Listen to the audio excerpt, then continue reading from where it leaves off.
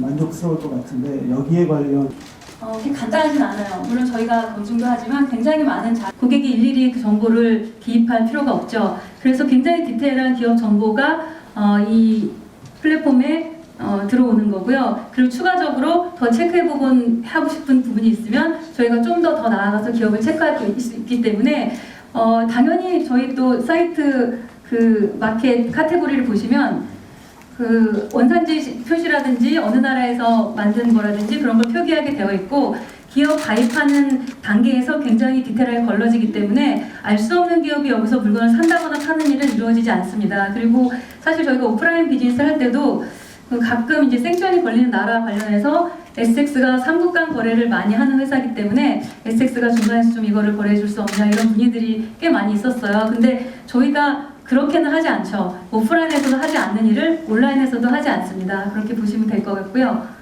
네. 가지고 혹시 좀 비슷한 플랫폼들이 나오면 거기에 대한 대응 방안 같은 거 좀 준비해 놓으신. 실제로 코로나 이후에 뭐 주로 철강 회사들이 많이 만들었었고요. 판매하는 사이트들 만들기도 했어요. 근데 대부분은 단일 상품을 판매하는 경우가 대부분이고 과거에 비슷한 아이디어들이 나온 적이 있었는데 저희도 이렇게 5년씩이나 걸린 것처럼 아이디어를 기획을 생각할 수 있죠. 근데 실제로 개발을 만들고 구축해 나가는 과정이 생각한 것과 굉장히 다릅니다. 그래서 뭐 과거에 많은 시도가 있었지만 제대로 성공하지 못했었고 뭐 저희보다 훨씬 더 큰 기업들이 시도를 했던 것들을 저희는 알고 있습니다. 그런데 런칭까지 실행까지 단계에 이른 회사들은 없었고요. 저희가 이렇게 오픈을 했기 때문에 이제 들어가서 다 내용들을 볼 수가 있겠죠. 거래도 해보고 그래서 거기서 아이디어를 얻어서 유사한 사이트가 많이 생겨날 수 있겠죠. 근데 저희는 그런 부분을 걱정하진 않습니다. 저희가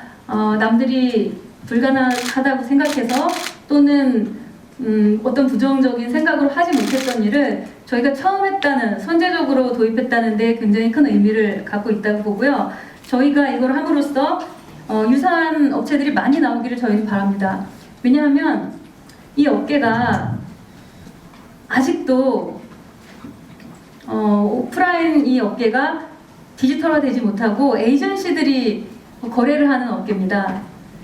국제무역거래가 대부분 그렇듯이 이렇게 원자재들은 꼭 다른 나라의 현지 에이전시가 끼고 또 사는 나라, 파는 나라 다 에이전시가 끼고 심지어는 여러 에이전시가 끼고도 하고 그렇지 않으면 거래가 이루어지지 않고 그래서 저 에이전시는 메이커는 알겠는데 에이전시는 모르겠는데 돈을 보내면 괜찮을까 때문에 거래가 되지 못하고 실제로 지금 최근에도 에이전시에 돈을 해외에 보냈다가 돈을 뜯기는 사례도 굉장히 빈번한 것이 이 시장입니다.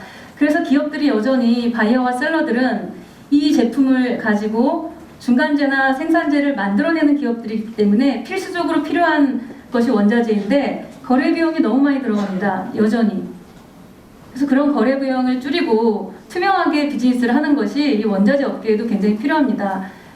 그래서 그런 효과를 갖기 위해서 우리가 미래는 알 수 없지만 이렇게 어려운 시도를 해본 거고요. 그래서 이런 플랫폼이 많이 나와서 원자재 업계에도 그런 거래의 투명성, 불필요한 거래 비용의 감소 이런 부분들이 실현이 됐으면 좋겠고 그걸 통해서 저희는 지금 공급망 비즈니스를 하고 있는 회사지만 양단에 있는 공급자 회사, 셀러 회사에도 이 디지털화가 촉진이 돼서 지금 시대에 맞는 어떤 비즈니스를 구현해 나갈 수 있기를 저희는 바라고 있습니다. 혹시 뭐 수치화된 그런 자료가 있는지 궁금합니다. 네. 오픈되지 않는 부분이기 때문에 저희가 말씀드리기는 어렵지만 이 원자재 업계 특히 뭐 그 금속 거래나 이런 쪽을 보면 이익률이 그렇게 높지 않습니다. 1%대의 수익을 가지고 하는 비즈니스고 그 거래 규모 자체가 크기 때문에 그 마진이 커지는 부분입니다. 그런데 중간에 SX 같은 경우에도 현지 법인들이 굉장히 많이 있고 현지 지사도 있고 법인도 있고 거기 또 에이전시 비용들이 들어가다 보면 그 수익은 1% 나는 거는 뭐 나쁘지 않은데 그 비용들이 초과가 돼서 수익이 안 나는 경우들이 굉장히 많습니다. 그래서 저희가 실제로 우리 이제 일본 법인하고 상해 법인의 이 플랫폼을 가지고 현지 좀 사전 마케팅을 했었는데요. 중국 같은 경우에는 아까 데이터에도 보신 것처럼 B2B 거래 규모는 상당히 큰데 반해서 B2C는 큰데 반해서 다른 나라들에 비해서 B2B 거래 규모가 굉장히 낮습니다. 왜냐하면 기업 간 거래의 리스크 때문에 디지털을 잘 활용하지 않는다는 거죠, 중국 내에서는. 그런데 중국 기업들 얘기를 들어보면 이 거래 과정에 SX가 개입되는 게 맞냐라는 질문을 많이 하고, 지금 시대에서는 이 해외 물건을 판매하는 무역 거래를 하기 위해서 거래 비용이 너무 많이 든다고 얘기해요. 과거에는 일일이 다 가면서 이렇게 했었지만 지금 시대에는 현지 사람을 파견하고 누가 와서 대응을 하고 전 세계적으로 그걸 다루는 것이 너무 비용이 많이 든다. 그래서 SX가 여기서 중간에 개입해서 하는 거래가 맞다면 앞으로 전 세계 자기네 판매망은 현지 에이전시를 다 쓰지 않고 이 트롤리고를 통해서 판매하고 싶다고 얘기하시는 큰 기업들이 상당히 많이 있고, 뭐 이렇게 예를 들어드릴지 모르겠지만 일본 같은 경우는 대부분 종합상사들이 이 원자재 거래를 하고 있죠.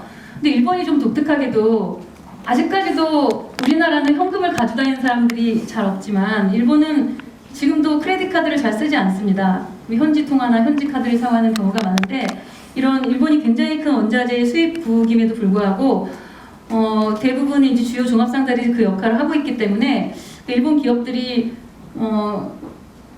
그거에 대한 불편함들이 있었어요. 그리고 이제 대부분 기업들은 영어 그 카드를 쓰지 않는 것처럼 디지털을 잘 쓰지 않고 현금을 잘 쓰지 않고, 이런 또 영어도 그렇게 우리나라 사람들처럼 좀 차이가 있고 그런 측면이 있었는데, 이 사이트가 일본어가 되냐고 많이 일본 기업들이 질문을 해요. 일본어가 된다면 앞으로 원자재 구매를 여기서 하고 싶다. 종합상사를 통하면서 그 비용까지 추가하는 게 부담이 된다라는 얘기를 많이 하거든요. 저희 사이트는 서두에도 말씀드린 것처럼 말이 많지 않습니다. 굉장히 간단하고 단어와 이미지 위주로 만들어졌기 때문에 쉽게 손가락으로 해서 거래를 할 수 있는 구조이고, 저희가 이제 아직은 붙지 않았는데 이제 구글 번역 기능을 여기 붙일 계획입니다. 그럼 저희가 테스트해 보니까 거의 뭐 99% 수준으로 전 세계 언어로 완벽하게 별로 해석할 내용들이 없기 때문에, 그래서 이게 이제 조만간 아마 12월 중에 그렇게 될 텐데, 뭐 일본어 포함해서 중국어 전 세계 언어로 서비스할 수 있고, 그래서 많은 기업들이 아마 애로사항이 있었던 부분을 굉장히 해결해 줄 수 있지 않을까라고 저희는 기대하고 있습니다.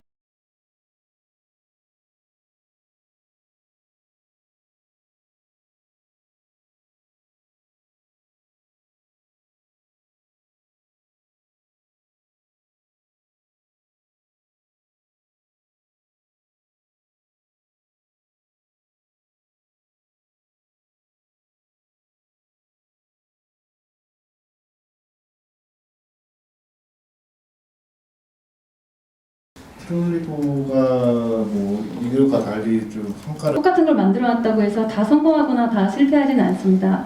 그 플랫폼을 어떻게 운영하고, 그리고 미세한 그 차별성 때문에 시장에서 반응하고 못하고의 차이가 있기 때문에, 물론 저희 플랫폼도 오늘 막 태어났으니까 앞으로 어떻게 될지 잘 모르겠죠.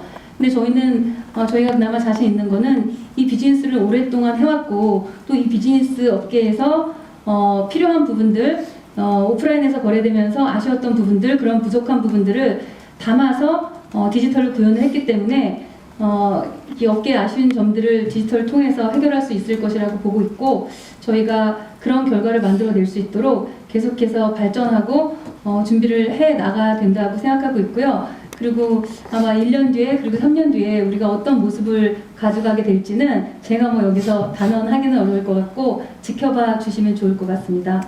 그리고 비용에 대해서는 저희가 이거를 5년 정도 이렇게 준비를 해오다 보니까 이거를 만들기 위해서 뭐 얼마가 들었다라고 딱 하기는 어려운데, 굉장히 많은 직원들이 인발부 돼서 했었고, 실제로 이 아이템이 다 다른 성격, 다른 시장을 갖고 있기 때문에 우리 영업부서들 뭐 에너지 파트, 메탈 파트 뭐 다양하게 있는데, 그 직원들하고 정말 뭐 수백 번 이상의 미팅을 하고 분석하고 자료를 데이터를 수집하고 하는 과정을 겪었기 때문에, 뭐 단순하게 여기 참여한 인력으로 구성한다든지 이걸 개발하는 데 든 비용을 이렇게만은 추산하기는 어렵고요.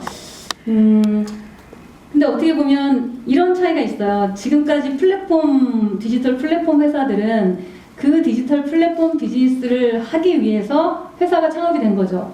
그러다 보니까 초기에 비용이 굉장히 많이 들어가고, 계속 투자를 받아도 운영하면서 계속해서 원가 부담을 극복하기 어려운 점들이 있고, 직원도 계속 채용해야 되고 그런 부분이 있는데, 저희는 그냥 하던 일을 온라인으로 옮겨놓은 거기 때문에, 이걸 하기 위해서 물론 이제 디지털 트랜스포메이션 팀이라고 DX 팀이 만들어지긴 했지만 뭐 회사를 새로 만들거나 우리 수백 명 직원을 새로 뽑거나 그렇게 하지도 않았고 그렇게 할 일도 없습니다. 그리고 과거의 플랫폼 회사들은 B2C의 경우에는 이 요즘 어떤 고객의 니즈에 맞도록 배송을 내재화하려다 보니까 그 배송 비용이 계속해서 원가 비용으로 들어갈 수밖에 없고 매출이 늘어날수록 원가가 같이 늘어나는 구조를 극복하기가 어려운 구조가 있죠. 근데 이 원자재 플랫폼은 우리 트롤리고가 배송하지 않습니다. 그거는 해운 회사의 역할입니다.